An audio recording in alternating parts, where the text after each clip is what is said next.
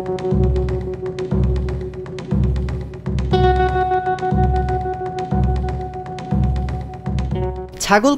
আলোচনায় আসার পর থেকে জাতীয় রাজস্ব বোর্ডের সাবেক সদস্য মতিউর রহমানের দ্বিতীয় পক্ষের স্ত্রী ও সন্তান মুশফিকুর রহমান ইফাত ও ইরফানের দেশ ছাড়ার ঘটনার পর এবার গুঞ্জন উঠেছে মতিউর রহমান নিজেও গোপনে দেশ ছেড়েছেন। বিভিন্ন গণমাধ্যমে প্রকাশিত সংবাদের ভিত্তিতে জানা গেছে, রোববার 23 জুন বিকেলের দিকে আখাউড়া স্থলবন্দর দিয়ে মতিউর পালিয়ে গেছেন। আর এই তথ্য জানিয়েছেন মতিউরের ঘনিষ্ঠ একাধিক কাস্টমস কর্মকর্তা। এদিকে 24 জুন সোমবার মতিউর রহমান তার প্রথম স্ত্রী নরসিংদী রায়পুর উপজেলার চেয়ারম্যান লাইলা কানিজ লাকি ও ছেলে আহমেদ তৌফিকুর রহমান অর্ণবের বিদেশ যাত্রায় নিষেধাজ্ঞা দিয়েছেন আদালত। মতিউরের ঘনিষ্ঠ কাস্টমস কর্মকর্তাদের কাছ থেকে জানা গেছে, আখাউড়া স্থলবন্দর দিয়ে তিনি ভারতে পালিয়ে গেছেন। পরিকল্পনা অনুযায়ী এরপর মতিউর রহমান ভারত থেকে সরাসরি দুবাইয়ের উদ্দেশ্যে রওনা দিতে পারেন। প্রভাবশালী একটি সিন্ডিকেট তাকে দেশ ত্যাগে সহযোগিতা করেছে।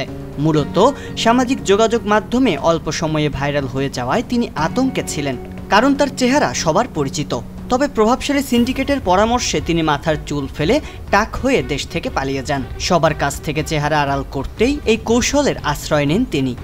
এর আগে বেশ কয়েকটি গণমাধ্যম গুলশান, ধানমন্ডি, কাকরাইল সহ মতিউরের পরিবার ও আত্মীয় স্বজনের ঠিকানায় বিভিন্ন সূত্রের মাধ্যমে খোঁজ করে, তবে এসব জায়গার কোথাও কোনো হদিস মেলেনি তার।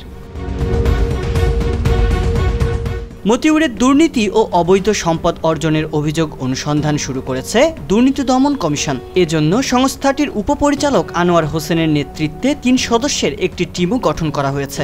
রোববার দুদক সচিব খোরশেদা ইয়াসমিন সাংবাদিকদের এসব তথ্য নিশ্চিত করেন। তিনি বলেন, মতিউর রহমানের বিরুদ্ধে দুর্নীতির মাধ্যমে অবৈধ সম্পদ অর্জন ও অর্থ পাচারের অভিযোগে গত 4 জুন কমিশন অনুসন্ধানের সিদ্ধান্ত গ্রহণ করেছে। এর আগেও গত 2 যুগে 4 বার মতিউর রহমানের বিরুদ্ধে দুর্নীতির অভিযোগ ওঠে। এসব অভিযোগ পৃথকভাবে অনুসন্ধান করেছে দুদক। প্রতিবারই তিনি দুদক থেকে অব্যাহতি পেয়েছেন। তার বিরুদ্ধে করা অভিযোগের কোনো তথ্য প্রমাণ পায়নি দুদক। এ প্রসঙ্গে দুদক সচিব বলেন, 4টি পুরনো অভিযোগে অনুসন্ধান করা হয়েছিল, তবে এখন নতুন করে অনুসন্ধান শুরু হয়েছে। অনুসন্ধানকারী কর্মকর্তারা পুরনো কি অভিযোগে তিনি রেহাই পেয়েছিলেন সেসব বিষয়েও খতিয়ে দেখবেন। ইতিমধ্যে জাতীয় রাজস্ব বোর্ডের কাস্টমস, এক্সাইজ ও ভ্যাট অ্যাপিলেট ট্রাইব্যুনালের সভাপতি পদ থেকে মতিউর রহমানকে সরিয়ে অভ্যন্তরীণ সম্পদ বিভাগে সংযুক্ত করা হয়েছে। এছাড়া সোনালী ব্যাংকের পরিচালক পদে ছিলেন মতিউর রহমান। ছাগলকাণ্ডে সমালোচিত হওয়ার পর সোনালী ব্যাংকের বোর্ড থেকেও তাকে সরিয়ে দেওয়া হয়েছে। এ খবর নিশ্চিত করেছেন ব্যাংকটির চেয়ারম্যান জিয়াউল হাসান সিদ্দিকী। বিভিন্ন গণমাধ্যমে যখন প্রচার হচ্ছে দেশ ছেড়েছেন মতিউর, ঠিক তার একদিন পর আদালত তার দেশ ছাড়ার উপর নিষেধাজ্ঞা জারি করেছে। সাবেক আইজি বেনজির আহমেদের ক্ষেত্রেও ঠিক এমনটাই ঘটেছিল।